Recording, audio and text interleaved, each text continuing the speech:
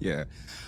Yeah, I found out some new things about myself. Apparently, I'm gay. Apparently, I hate women, and apparently, I've been a fake therapist for the last 10 years. Nah, I think it's funny. I'm actually a real therapist. I actually did get a master's. I actually did get my license. I still have one as of now. I know some of y'all are looking really hard to see if how I can lose that, and maybe lose my job, or maybe lose my credentials in some way. But in order to lose it, that means I must have had it. So yeah, as of now, I still have it.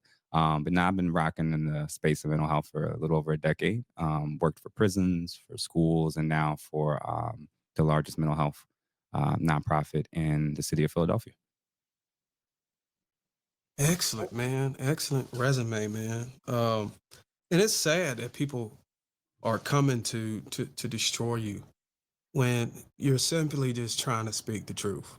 Hmm.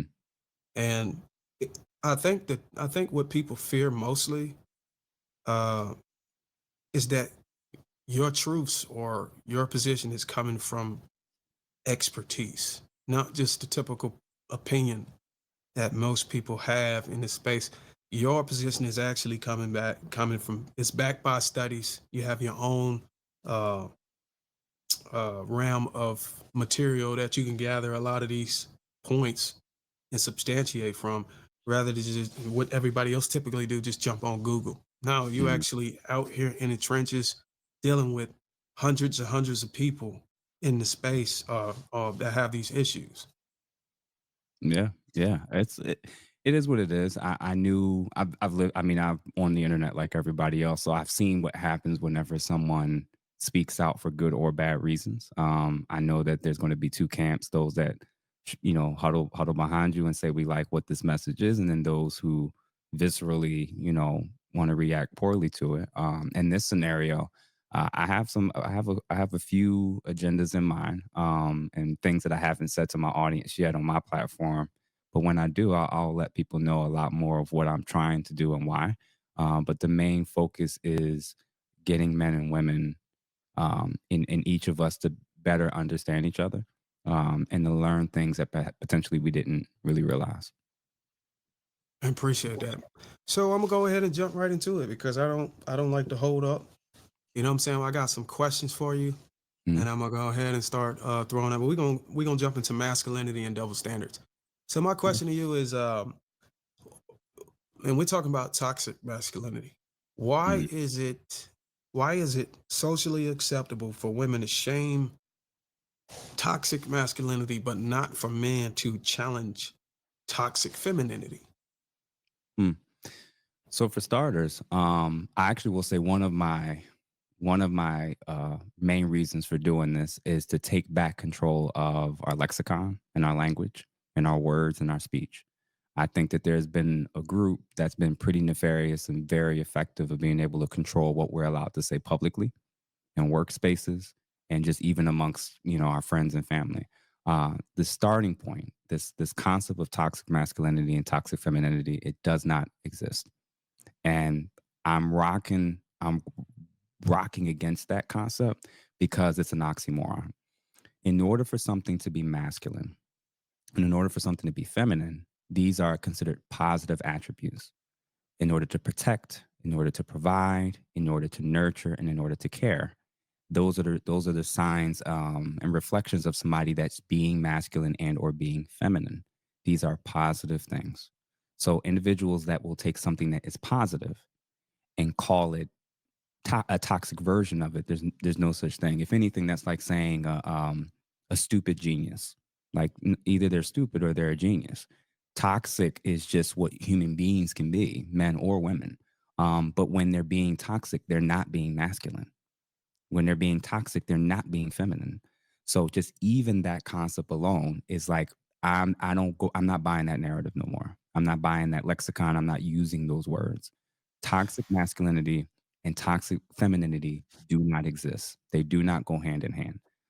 Now, if you're asking why is it socially acceptable for people to point out men's bad behaviors versus why it is that it seems like we can't challenge women's bad behaviors, well, the starting point is because the extreme third and fourth wing feminists pretty much have been running the zeitgeist of society for quite a while in almost every major area of influence.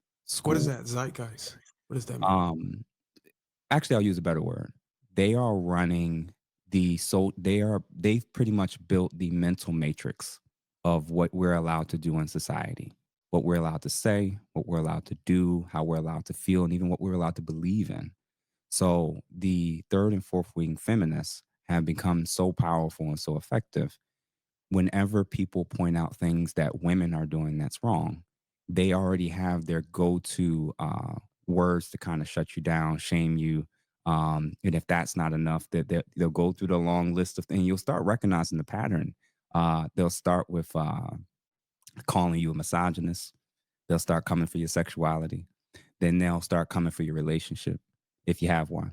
Then they'll start trying to go in your past and see who you've been with and to see if they could potentially expose you.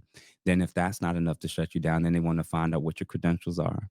Then they're going to try to destabilize you in terms of economically. And the hope and goal is until you believe what we believe and say what we say, we will do all we can to break you until you fall back in line of submission. Their view is very simple. They've shifted from believing that the patriarchy was something that centered primarily around men, it was male centered.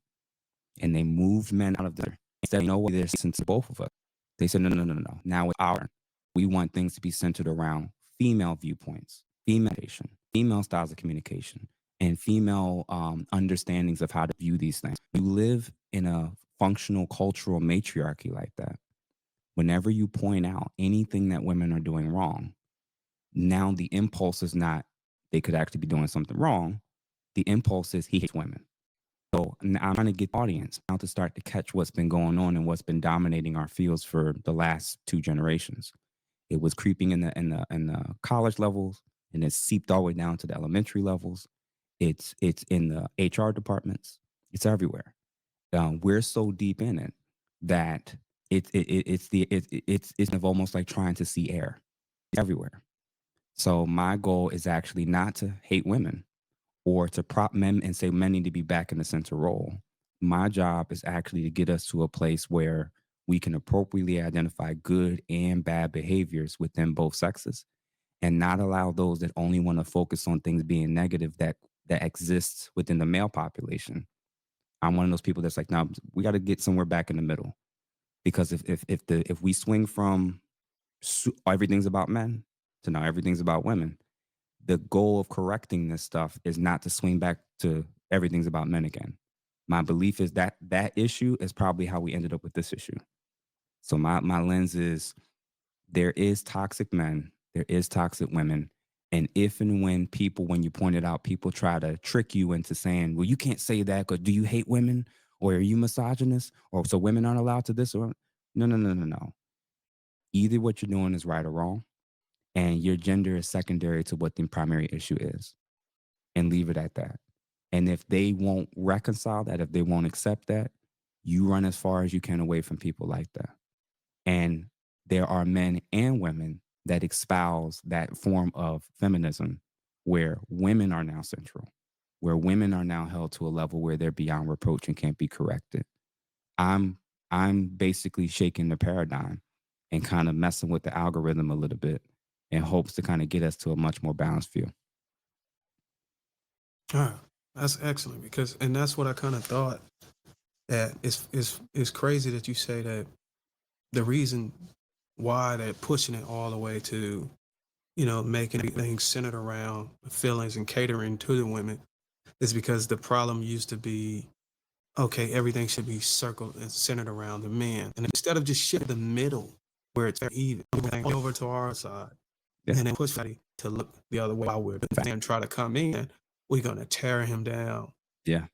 Yeah. So this is That's deep. that's it. So and what you just said is a key part where if you want to know whether the woman in front of you, where she is on that spectrum between centralizing men, centralizing women, or somewhere in the middle, point out something that is a primary benefit to women at the end of men, see what her response is.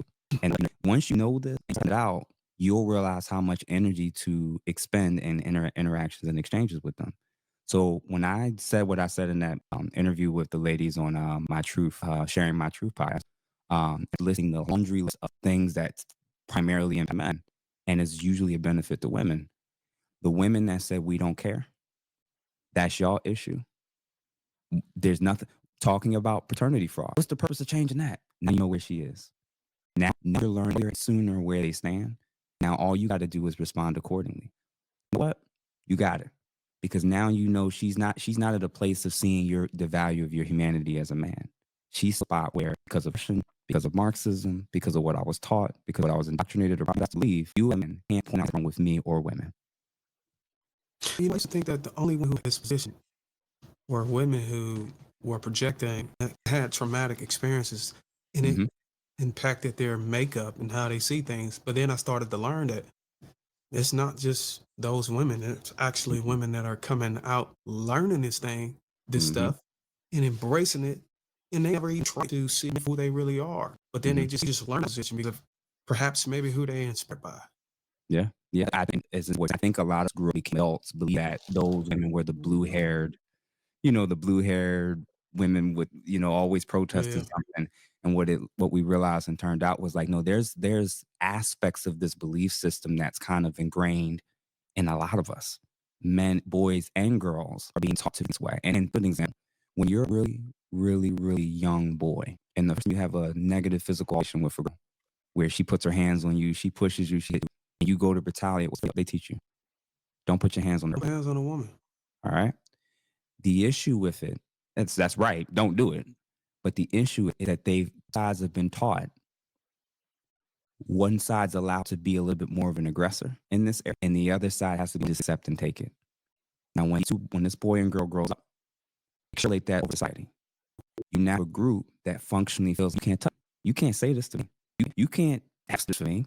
Standards for what I got to bring to the table? No, that's misogynistic. It's something that as it goes and expand the various domains of our life, you can start to see all over the place. And once you get this toxicity stuff, just get it through. There's good people and bad people. And there is a population that includes a small percentage of men and a huge percentage of women that functionally believe only one side is evil. That's crazy. Now it helps a little bit more later. If you're teaching these things, you're teaching things, we didn't compensate for the fact that overlap in areas. Like if you're teaching a man to stick it on the chin, directly, you might be teaching that young man when he becomes an adult, not boundaries, take respect, accept Mhm. manipulation. All these things that can derive from that very teaching Mhm. didn't come forward. And they Yeah. end up in your office Mhm. and you're trying to plead with them on you. Now, make sure you download 2 copies of my ebook at the top of the description, and I'll see you guys on the next one.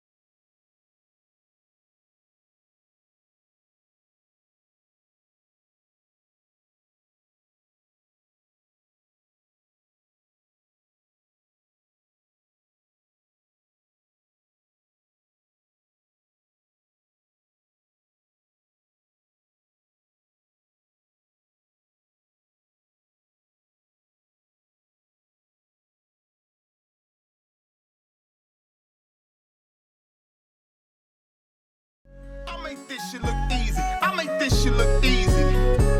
I make this shit look easy. I make this shit look easy. I see what I like, then I go out and get it. I make changes, that's why I'm different. I see it before it happens, that's vision. Telling myself I know I lack